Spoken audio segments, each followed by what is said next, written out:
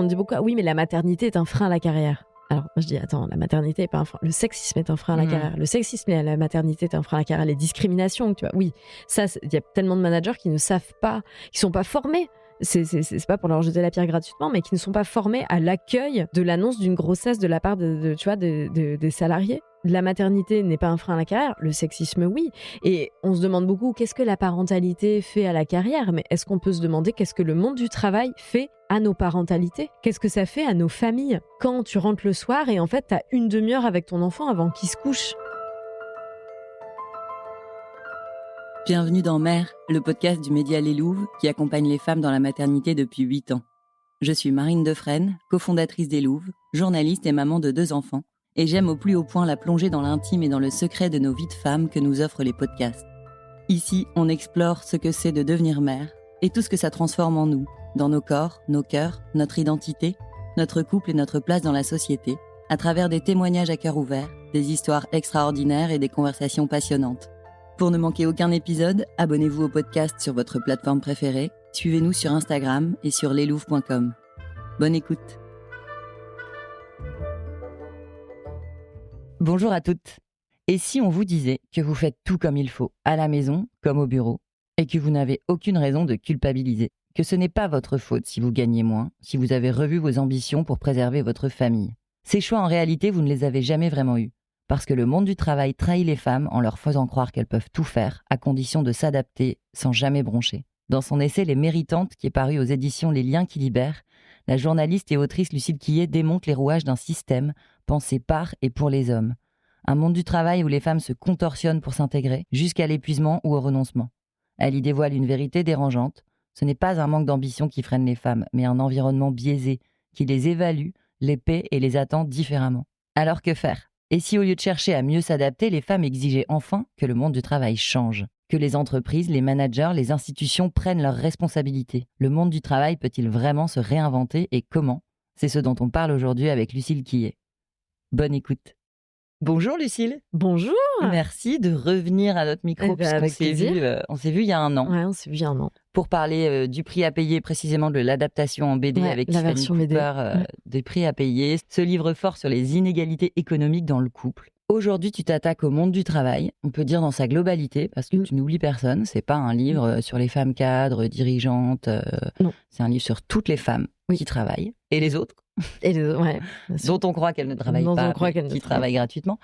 Pardon, je m'égare. Qu'est-ce qui t'a poussé à t'attaquer aujourd'hui, après le prix à payer, au monde du travail, et qu'est-ce que ce sujet représente pour toi en tant que journaliste ? Alors, en fait, moi, ça fait 10 ans que j'écris sur le travail des femmes. C'est un peu la spécialité que j'ai voulu avoir dès le début, quand j'ai commencé en presse féminine. Et je suis rentrée par un prisme très empowerment, développement personnel et très cadre sup, justement.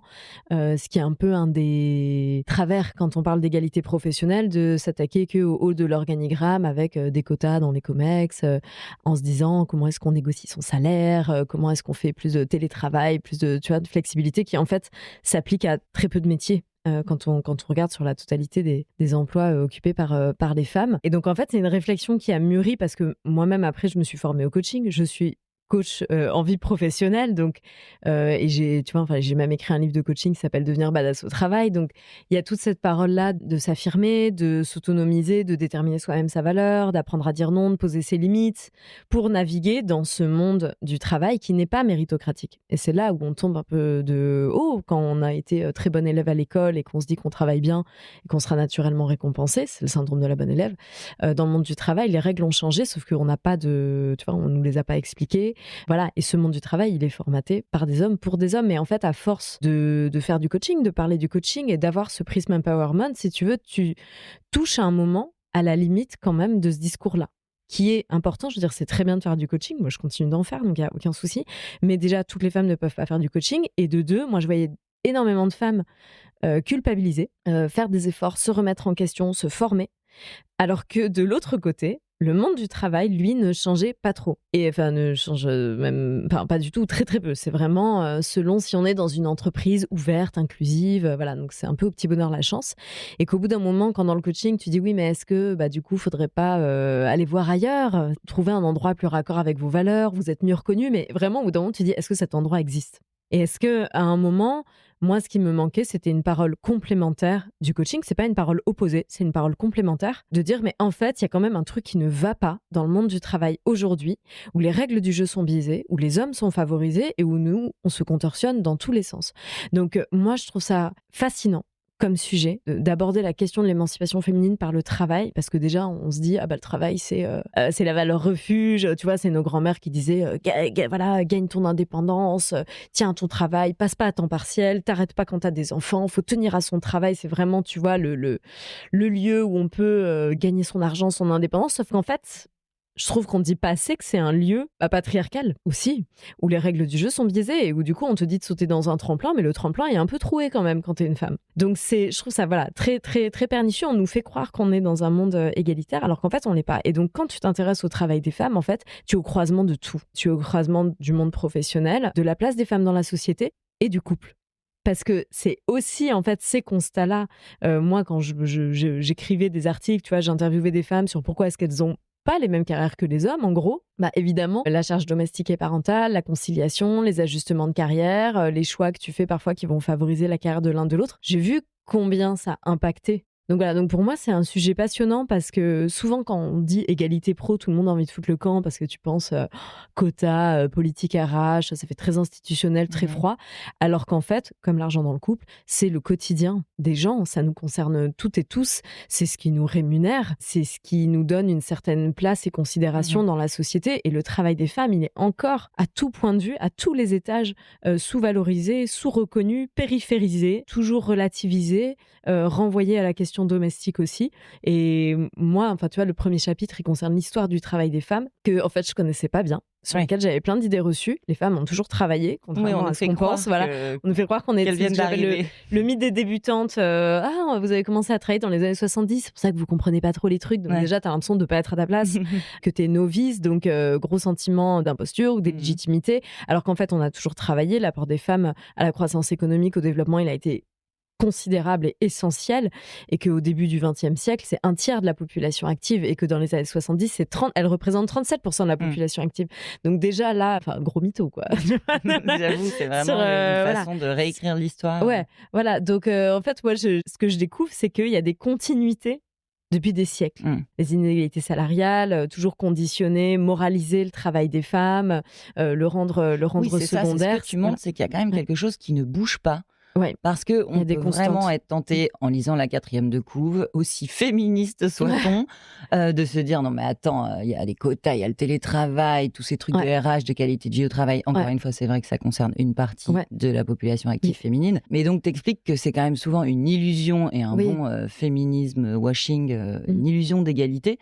Pourquoi ces avancées-là, elles ne changent pas vraiment la donne pour les femmes ? Comment expliquer que déjà, elles sont on hyper s'attaque pas au fond du minoritaires. problème ? Alors après, tu as quand même des mesures qui sont très bien. Je pense notamment au Parental Challenge qui avait été créé par Judith Aquin et 2 autres personnes dont j'oublie à chaque fois le nom, je suis désolée. Voilà. Donc avec des mesures, tu vois, comme ne pas mettre de réunion trop tard, être plus flexible et tout. Donc il y a quand même des avancées qui sont vraiment bien. Mais après, en fait, est-ce que les politiques RH, les mesures pour l'égalité, est-ce qu'on les pense pour changer le modèle de référence, ou est-ce que c'est des mesures qui vont aider les femmes à faire comme les hommes ? Moi, je pense que c'est ça la bonne question à se poser. Parce que si on vous donne plus de frais babysitter, qu'on ne change pas la façon de repenser, qu'on vous donne des cours de négociation salariale, alors c'est très bien, il ne faut pas arrêter de le faire. Mais est-ce que c'est vraiment ça ? Je trouve que le modèle de référence, c'est celui d'un homme qui a toute sa disponibilité pour le travail. C'est le modèle d'un homme qui a confiance en lui pour faire son autopromotion, pour négocier son salaire. C'est le modèle d'un homme qui ressemble à son boss.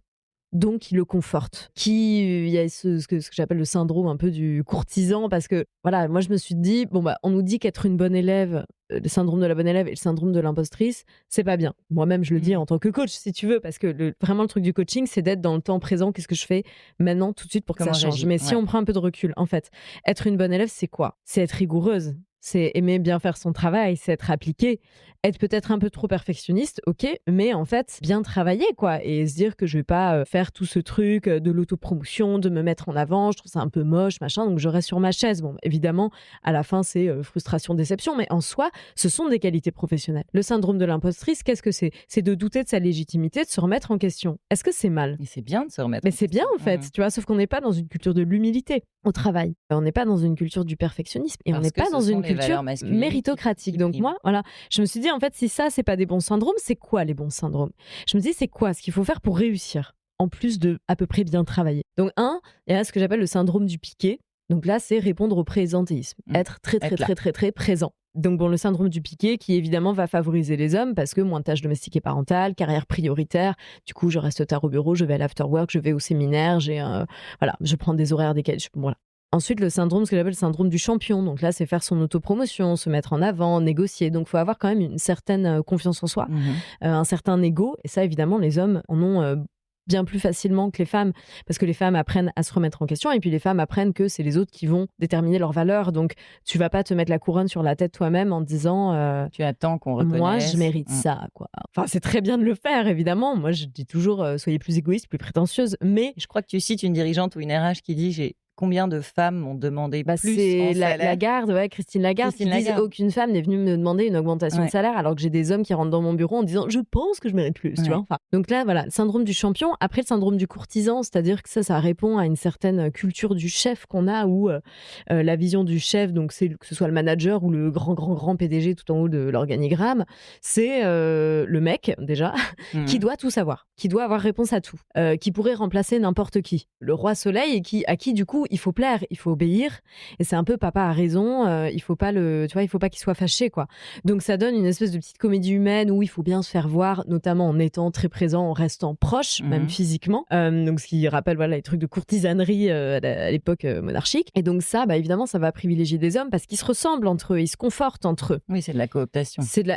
C'est le boys club, c'est la cooptation. Et quand des femmes même arrivent, tu vois, à des hauts postes, comex, se disent, je me suis tordue dans tous les sens, j'ai tenu bon, j'ai avalé des couleuvres, parce que j'en ai entendu vraiment des vertes et des pas mûres. Mais là, j'arrive au lieu de pouvoir, enfin, je vais avoir de l'impact, des responsabilités, tu vois, je vais pouvoir changer le système. Et en fait, pas du tout.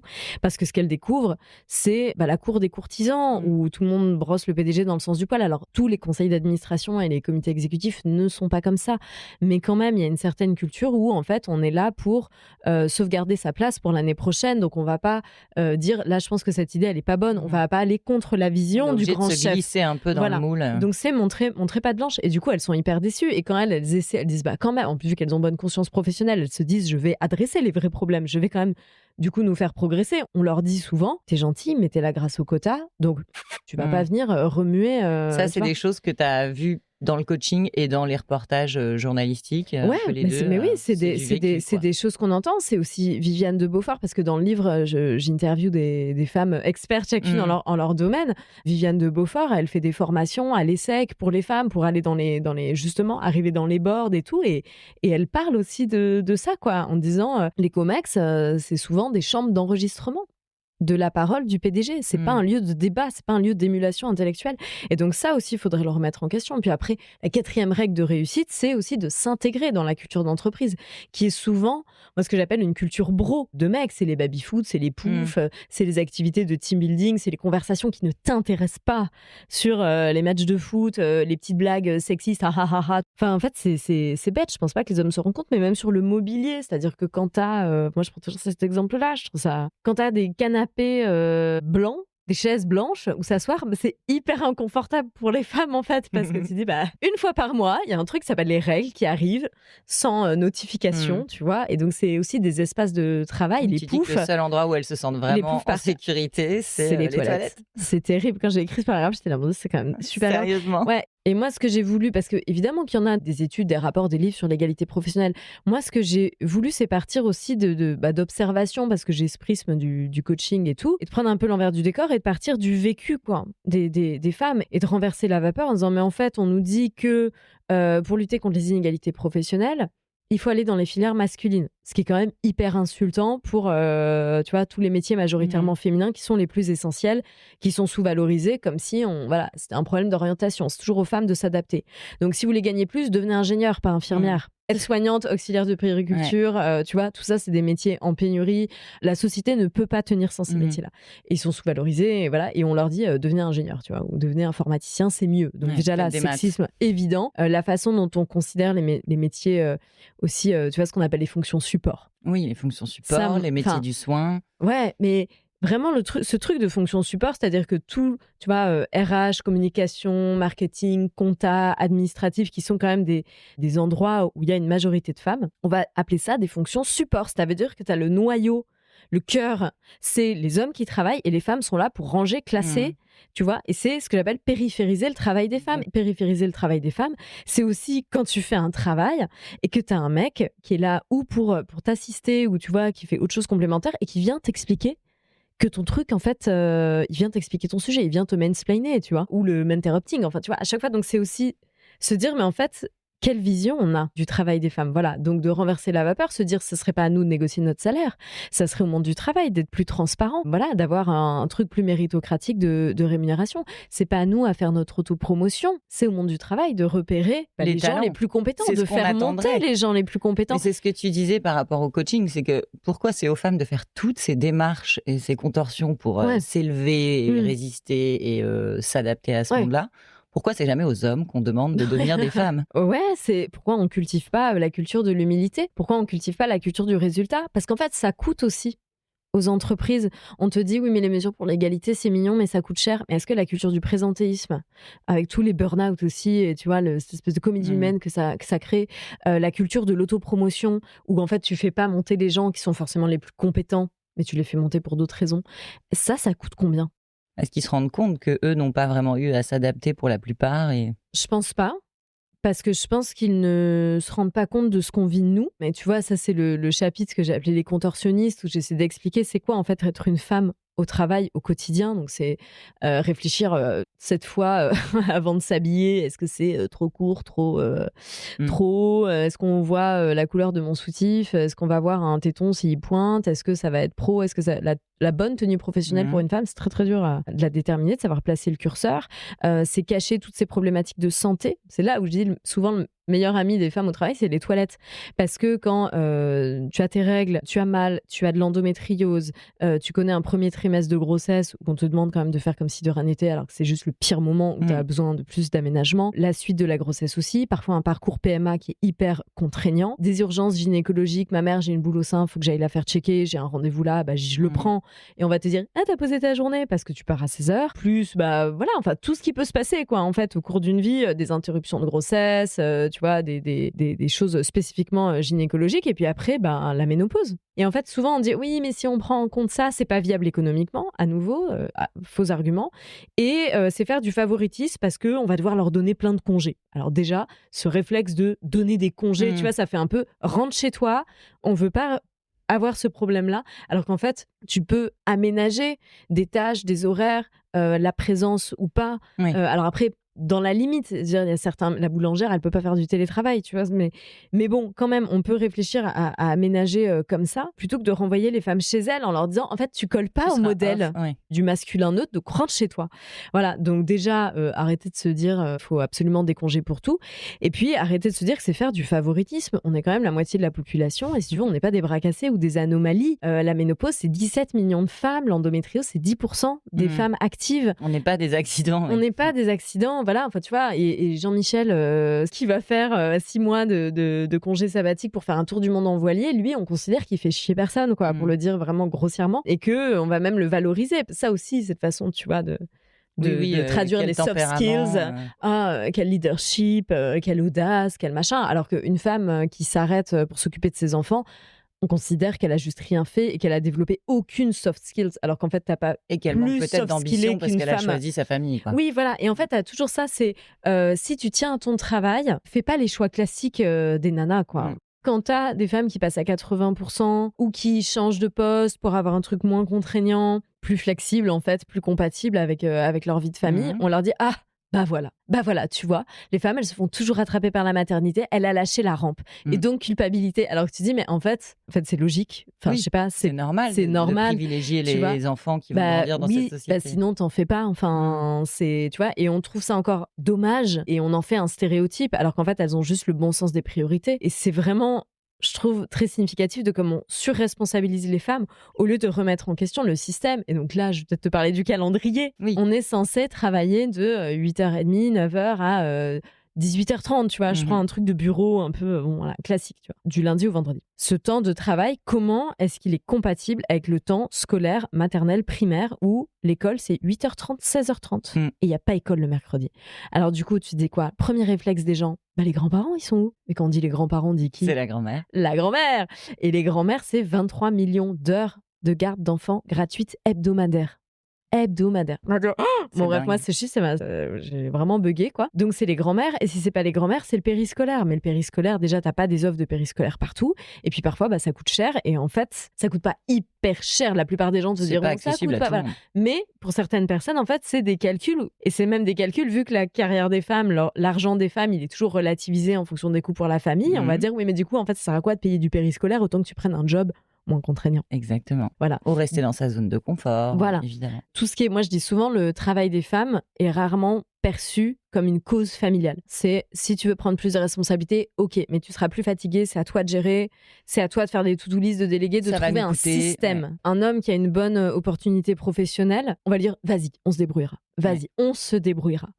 Est-ce que les femmes bénéficient d'un « on » pour leur carrière, tu vois? Qu'est-ce qu'on peut passer comme message moins déprimant et moins révoltant? Parce que le message, c'est quand même, ok, c'est pas à vous de changer, c'est pas à vous de vous contorsionner encore et essayer de faire le job au masculin. Qu'est-ce qu'on peut faire et qui doit faire quoi? Si on s'adresse aux entreprises, aux dirigeants des entreprises, ou aux RH, qu'est-ce qui peut être fait? Qu'est-ce qu'on peut faire avant de donner d'autres conseils aux femmes qui sont en carrière? Alors, si on regarde un peu justement ces syndromes, tu vois, syndrome du piqué, déjà, changer cette culture du présentéisme et être pour la culture du résultat. Donc la culture du résultat, ça peut être plus de reporting, des trucs qui sont aussi parfois très, très pénibles en entreprise. Donc il ne s'agit pas de... Enfin, tu vois, ça ne se fait pas forcément d'un coup de baguette magique, mais en tout cas, d'arrêter d'être dans cette culture du présentéisme où il faut faire des gros horaires, il faut envoyer des mails. Donc ça veut dire potentiellement bloquer les mails passé une certaine heure. Ça veut dire aussi qu'au lieu de dire vous pouvez partir à 18h, qu'on se dise aux gens vous partez à 18h. En Suède, je crois que c'est à 17h où ils étaient. Non, mais à 17h, voilà. Après, il fait nuit hyper tôt.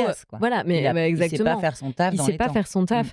Après, je trouve que c'est pas pareil quand t'as un manager qui donne l'exemple. Parce que si ton manager il dit tu peux partir à 18h, mais que t'es le premier à te lever de tout l'open space, tu vas te sentir hyper mal. Si lui, il part tôt, tu vois. Chercher ses enfants. Allez, t'y vas. Non, mais quand même, tu vois, moi, je glisse ici. C'est des chiffres qui m'ont fait halluciner. Les mères vont chercher 3 fois plus, amènent et vont chercher 3 fois plus leurs enfants à l'école que les pères. Moins d'un homme sur 2 garde seul son enfant 1 heure dans la semaine. Répondre à la culture du présentéisme. Comment est-ce que tu fais pour ne pas survaloriser ce truc de l'autopromotion? Donc, comment tu repères les gens talentueux qui font bien leur travail. Donc là, ça veut dire aussi les managers, vraiment voir qui travaillent bien, valoriser, faire monter en compétences. La culture d'entreprise, il ne s'agit pas d'annihiler, si tu veux, tout team building, tout événement de cohésion d'entreprise, mais de les repenser autour d'autres valeurs, et notamment pas autour de l'alcool, qui est quand même un truc, tu vois, un piège pour les femmes. Les open bars, les after-work, les trucs, voilà, on fait la fête, on vous récompense pour vos bons résultats, mais la culture de l'alcool, elle est hyper glissante pour les femmes, parce que si elles sont ivres et qu'elles ont un comportement border, ça va les poursuivre toute leur vie dans l'entreprise, là où pour un homme, si tu veux, il y a une espèce de droit à l'oubli. Droit à la connerie, ouais. Voilà. Ouais, aussi. Et puis en plus, la culture de l'alcool, c'est les exposer à des remarques sexistes, voire à des agressions. Donc très, très glissant. Donc on peut construire, tu vois, autrement. On peut construire sur des heures, tu vois, en milieu de journée et pas en fin d'après-midi où du coup, les gens qui sont des parents impliqués n'ont pas accès. Voilà. Donc il y a tout ça qu'il faut repenser. On peut penser à des mesures, tu vois, pour la santé des femmes. C'était Elisabeth Richard, qui est responsable de la société civile chez Engie, que j'ai interviewé dans le livre, qui glissait, mais il y a des check-up de santé organisés pour les hauts dirigeants hommes. Ils viennent dans les entreprises. Si tu fais venir, tu vois, là en plus on est à Octobre Rose, si tu fais venir un truc de dépistage dans l'entreprise, tu vois, où t'as pas à prendre des rendez-vous, c'est facilité, ça aide aussi. Ça, c'est une mesure. La réduction du temps de travail, ça peut être une mesure. La semaine de 4 jours, il y a plein d'entreprises qui ont fait l'expérience et qui disent que ça n'a pas bouleversé leurs résultats. Et voilà. Après, ça, c'est plus au niveau de l'entreprise. T'as aussi, je crois que c'est AXA qui fait ça. Eux, ils ont créé des care managers, notamment sur l'aidance. Donc, c'est-à-dire que quand tu es aidant, tu as énormément de charges administratives, de trouver des structures, trouver des aides, gérer de la paperasse pour les personnes dépendantes de ta famille. Là, il y a un care manager qui est en fait dans l'entreprise et là pour aider, pour faciliter, tu vois, à cette conciliation. Donc après, tu dis, est-ce que du coup c'est à l'entreprise de venir, est-ce que c'est pas intrusif avec la vie privée? Enfin, tu vois, ça se débat, mais je trouve qu'en tout cas l'initiative est intéressante de te dire en fait comment on va accompagner nos salariés dans leur vie plutôt que de dire c'est vos problèmes personnels, vous vous débrouillez, tu vois, tout en faisant 8h30, 19h. Enfin. Voilà, il y a quand même un truc qui roule pas trop. Mais ça, c'est plus au niveau de politique RH. Après, tu as aussi quelque chose de plus politique. Oui, institutionnel. Voilà, d'allonger le congé paternité. Alors, on y va, là, le congé de naissance qui... Non, on y va, on met un orteil, quoi. Tu vois, c'est très... C'est déjà mieux. C'est mieux, c'est-à-dire que c'est 1 à 2 mois. C'est pas 2 mois plus chacun du congé paternité. Okay. Et c'est rémunéré 70% le premier mois de ton salaire et le deuxième mois 60% de ton salaire. Moi, je ne crois pas que les hommes vont amputer 40% de leur salaire. Et ils ont le choix de le prendre ? Le congé paternité de 28 jours, il n'est pas obligatoire. C'est 7 jours obligatoires. Alors tu penses bien que 3 mois. Voilà. Ah, donc, et puis c'est court. C'est court comme durée. Quand tu sais que t'as pas de place en crèche, en moyenne, les gens ils s'arrêtent 6 mois après la naissance d'un enfant parce qu'ils ont envie ou parce qu'ils n'ont pas le choix. Qu'il n'y a pas de place en crèche, il n'y a pas de mode de garde. Les gens, c'est les femmes. Évidemment. Évidemment.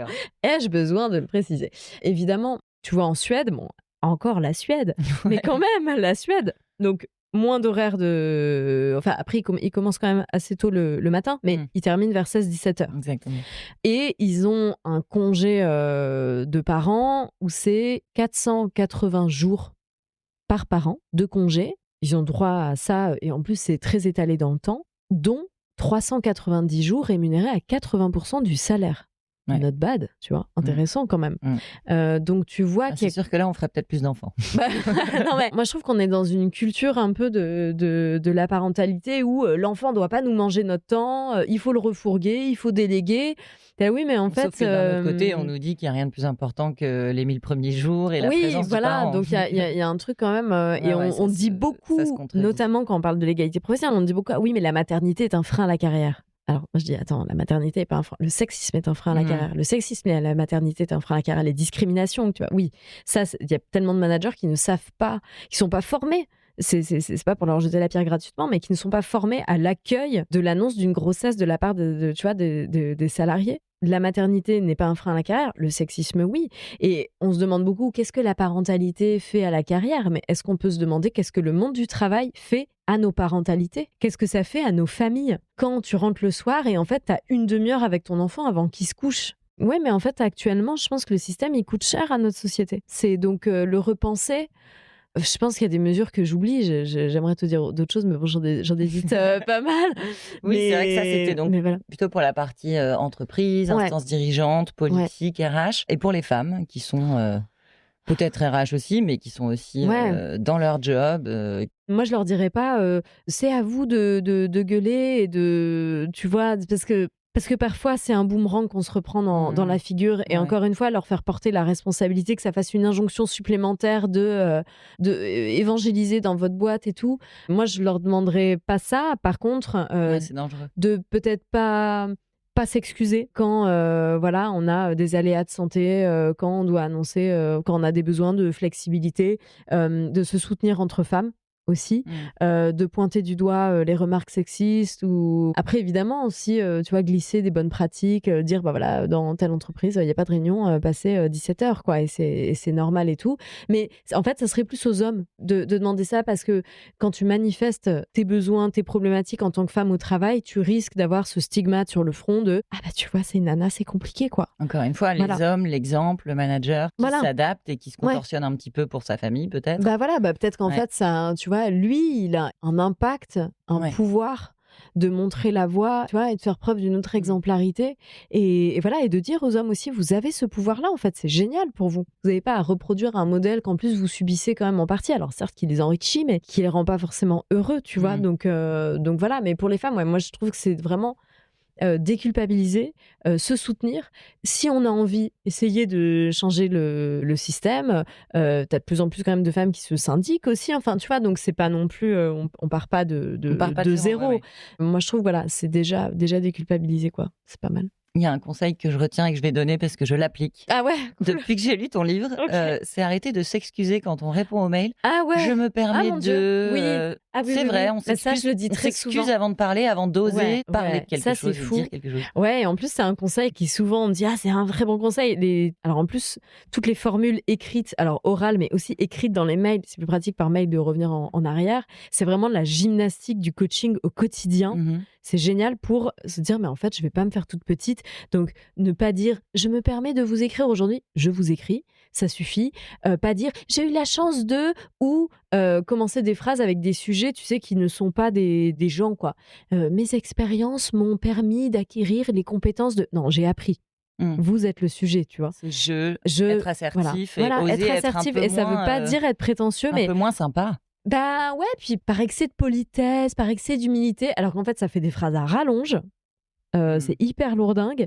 Et qu'en plus, ça ne nous met pas dans la position de sujet actif méritant. Et alors, si des gens disent « Oui, mais ça fait prétentieux et tout », juste en fait, énumérer des faits. Voilà, j'ai travaillé 4 ans à Barcelone pour faire tel truc, j'ai tel diplôme. Je pense donc être la personne compétente pour ce poste. C'est comme les petits j'ai fait une petite présentation, je vous écris ce petit mail, je me permets de vous déranger 2 minutes parce que tu vois. En fait, tous les débuts de phrases où tu dis je pourrais, tu vois, être à genoux, les 2 mains jointes, en mode implorer de, tu vois. Ça, non, on peut changer, c'est pas grave du tout. Les mails écrits par des hommes, ça ressemble pas à ça. Très bon conseil, très bon conseil. Ouais. Il faut s'auto-corriger. Ouais, s'auto-corriger. Merci Lucie, merci beaucoup. Merci. Je rappelle le titre de livre qui s'appelle « Les méritantes, comment le monde du travail trahit les femmes ». C'est paru aux éditions Les Liens qui libèrent. On se l'arrache déjà, et il faut le lire. Bien. Mais il faut aussi que les hommes le lisent. Oui, on est d'accord. Merci, évidemment. Lucie. Merci.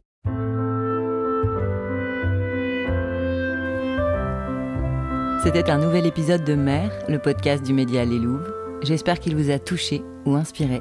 Si vous aimez notre podcast, soutenez-le sur votre plateforme d'écoute avec quelques étoiles et un commentaire qui nous aideront à produire encore plus d'épisodes. À bientôt sur Les Louves et merci pour votre fidélité.